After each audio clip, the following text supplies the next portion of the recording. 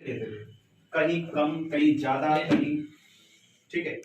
तो 1770 यानी कि 1770 के आते आते, यानी 1770 में 1770 में बंगाल की जो अर्थव्यवस्था थी, यहाँ का जो इकोनॉमिक सिस्टम था, वो पूर्ण रूप से क्या हो गया था, धराशायी हो गया, ठीक है।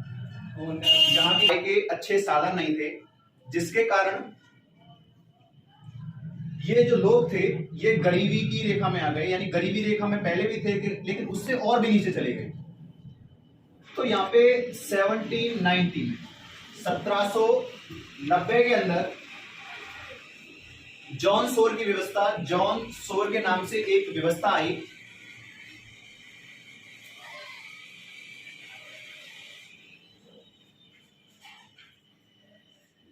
जॉन सोर की व्यवस्था आई। ये एक तरीके की ऐसी व्यवस्था थी जिसमें लगभग सभी लोगों से एक समान टैक्स लिया जाएगा, ठीक है। लेकिन ये व्यवस्था कुछ खास नहीं कर पाई, व्यवस्था का कुछ अच्छा परिणाम नहीं निकला, जिसके चलते इसकी जगह पर दूसरी व्यवस्था लाई गई 1793 में। 1793 में यहां पर दूसरी व्यवस्था आई। इस व्यवस्था को स्थायी बंदोबस्त कहा गया। क्या कहा गया इसको? स्थायी बंदोबस्त या स्तंभरारी,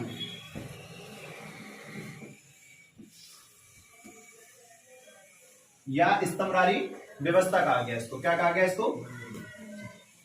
इसको स्थायी बंदोबस्त या स्तंभरारी व्यवस्था कहा गया। इसमें जो रोल निभाया था ये लॉर्ड कॉर्नवालिस थे।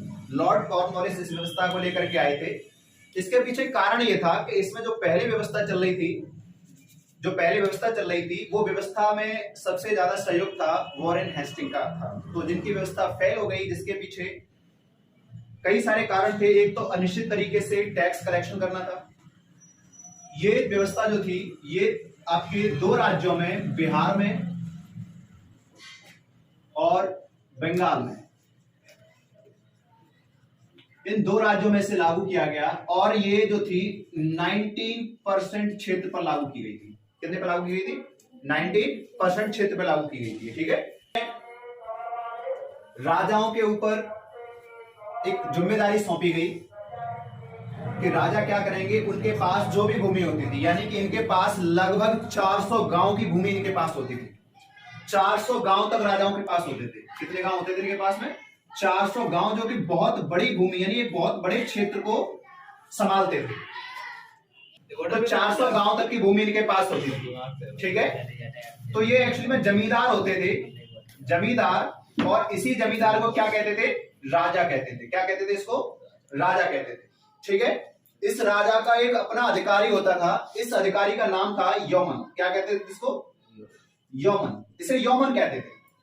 ये क्या करता था? ये राजा के जो इसके गांव होते थे, जो इसके कंट्रोल में आते थे, इन गांव से जाके सभी, इन गांव में जितने भी किसान रहते थे जो राजा के कंट्रोल में थे, उन सभी से जाकर के क्या करता था? ये टैक्स कलेक्ट करता था। उससे जो कर था, जो उनके लिए निर्धारित किया गया था, उसे समान रूप से क्या करता था? किसी भी कंडीशन में जाकर के उससे कलेक्ट करके लेके आते थे।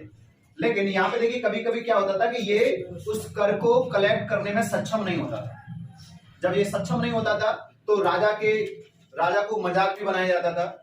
और राजा के ऊपर एक कई प्रकार की, कई ऐसी कंडीशंस राजा के लिए क्रिएट हो जाती थी जिसमें वो टैक्स कभी तो नहीं पे कर पाता था, कभी राजा जानबूझ के भी टैक्स पे नहीं करते थे, ठीक है, क्योंकि राजा भी तेज थे। तो ऐसा भी इनके लिए लाया गया है। तो जब राजा टैक्स पे नहीं कर पाता था, यानी कि राजा को एक समय दिया जाता था, अगर वो निश्चित समय पर उस टैक्स को पे नहीं कर पाएगा तो उसके ऊपर सूर्यास्त प्रणाली कार्य करती थी। क्या कार्य करती थी उस पर? सूर्यास्त प्रणाली। मैंने आप सबको बताया कि सूर्यास्त प्रणाली क्या थी।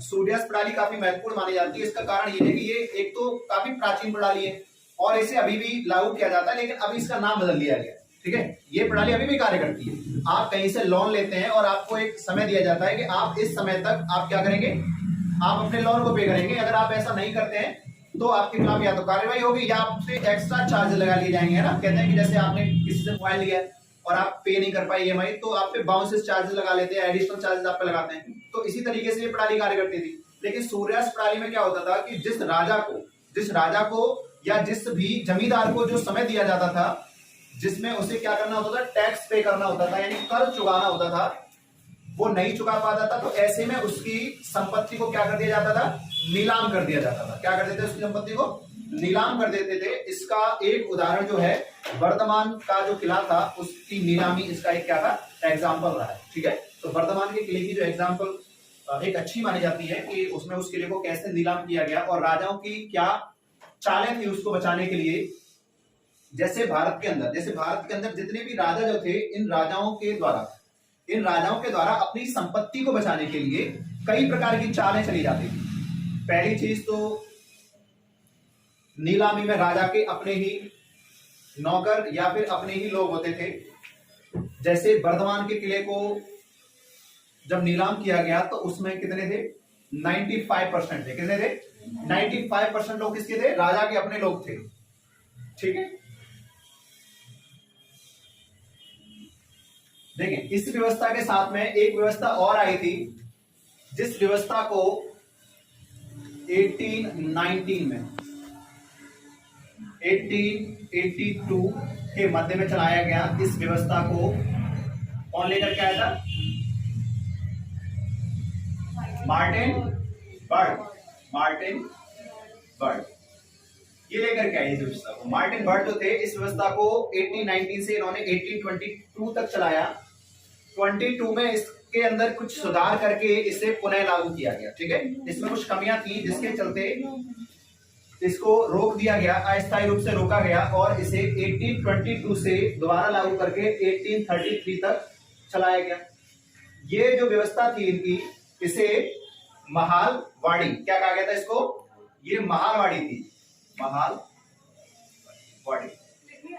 इस शब्द को महाल से निकाला है। कहां से निकाला है इसको, महाल का मतलब होता है गांव। क्या होता है इसका मतलब, गांव। तो ये व्यवस्था है किसी गांव पर लागू होती थी। इस व्यवस्था में गांव का एक जो मुखिया होता था उसको जिम्मेवारी दी जाती थी कि वो क्या करेगा, गांव के सभी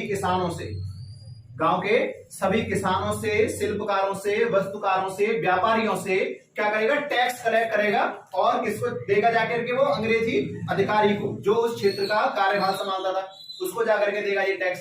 ठीक है, ये यहां से आई महालवाड़ी व्यवस्था, इसका नाम रखा गया। ठीक है, इस महालवाड़ी व्यवस्था को भारत के 3 राज्यों में आरंभ में लागू किया गया था, उत्तर प्रदेश, मध्य प्रदेश और पंजाब। ये 3 राज्य थे, यूपी, एमपी और पीवी मतलब पंजाब। ठीक है, यूपी में, एमपी में और पीवी मतलब पंजाब के अंदर, इन 3 राज्यों में इस व्यवस्था को आरंभ में क्या किया गया था, लागू किया गया था। ठीक है, स्टॉप कर दो।